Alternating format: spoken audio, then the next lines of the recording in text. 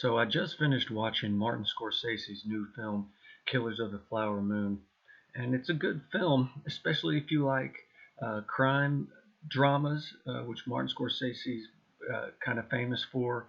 Also, if you like Delta blues music, there's a lot of great slide guitar throughout the movie. But people in the media have been saying that this is Martin Scorsese's masterpiece, and it's not that to me.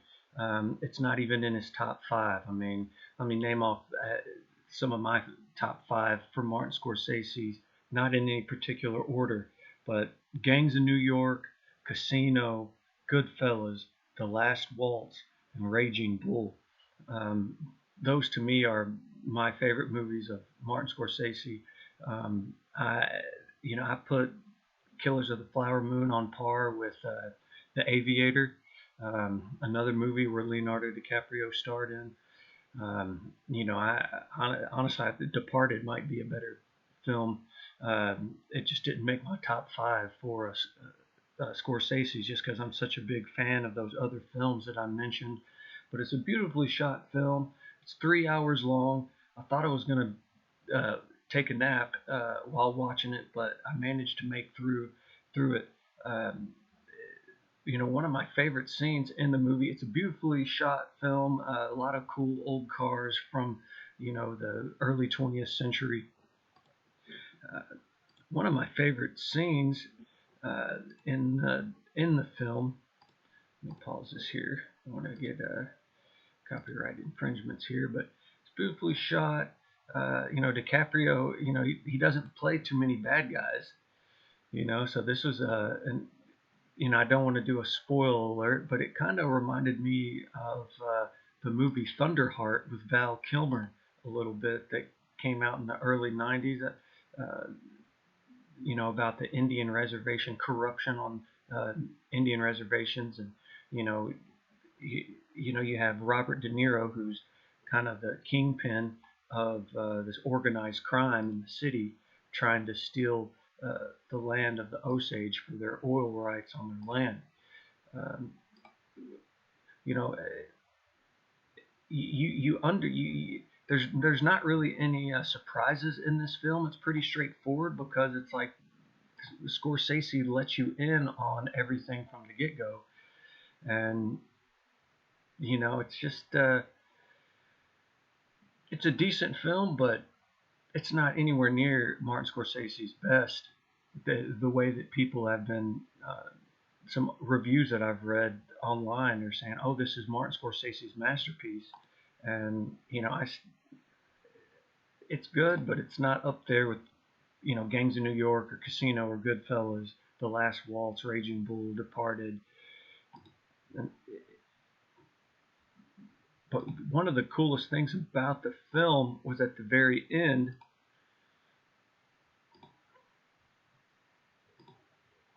And she calls him out. Leo's trying to poison his wife with the insulin with like morphine in it, like slowly trying to kill her.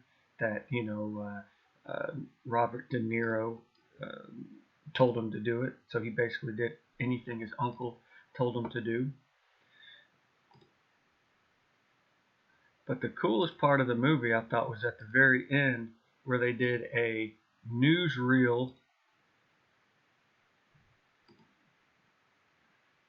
So they did and you know what? Is that Jack White from the White Stripes? It might be. But they do like an old time. There it is. Lucky Strike presents. It's like an old time radio broadcast from like the 30s or 40s. That it was really cool. I wish they would have incorporated a little bit more of this radio show into the film. I thought that was a cool twist to the end there. And it's based on a 2017 nonfiction book of the same name that was voted by Times magazine as one of the 10 best nonfiction books.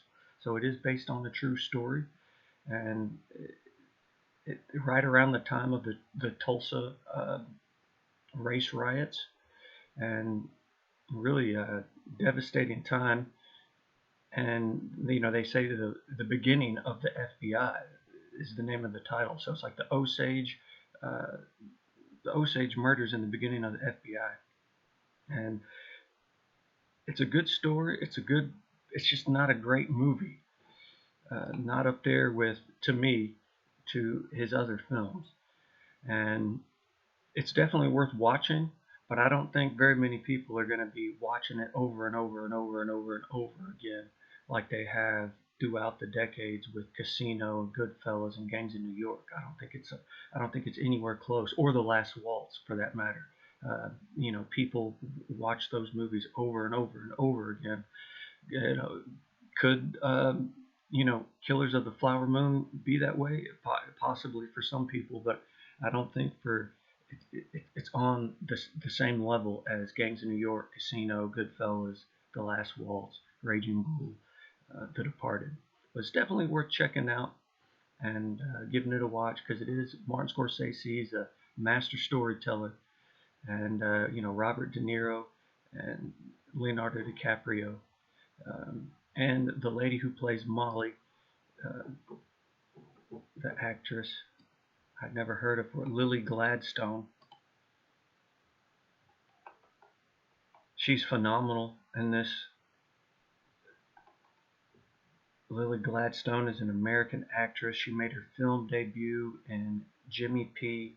Psychotherapy of a Plains Indian, and went on to collaborate with filmmaker Kelly Reichardt in the independent film Certain Women and First Cow. She's 37 years old. Went to the University of Montana. She's been in, obviously, Killers of the Flower Moon. It's probably her most prominent role of her lifetime. Big break for her. Congratulations to her for this. If you're in a Martin Scorsese film, you're starring in a Martin Scorsese film, you've made it to the top. She's also was in Certain Women, The Unknown Country, First Cow, Fancy Dance, and The Last Manhunt. Um, but she's a great actress, and she plays a really good part in this film. And congratulations to her. Um, the movie, however, as a whole, it's all right.